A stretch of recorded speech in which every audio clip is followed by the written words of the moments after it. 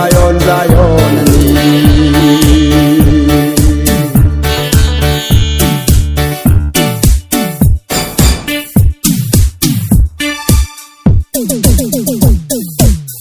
Yung ay luso na tolo Lungdulan walang kim namun Zion, karam Zion Zion kapuy thar moy mange Dam lau nat na tolo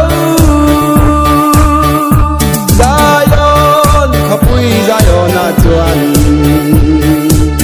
Hallelujah, amen, hallelujah, amen, amen, amen, amen Amen, hallelujah, amen Hallelujah, hallelujah, hallelujah, hallelujah, amen, amen Amoy, amoy, karam Zion, Zion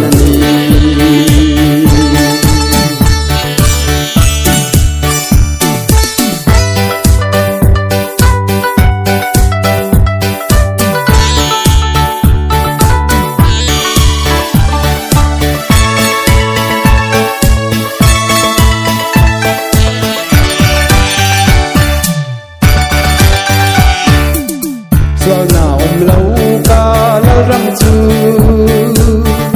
Zion, karam Zion nuama Inti nat na tolo Sa tuan ramo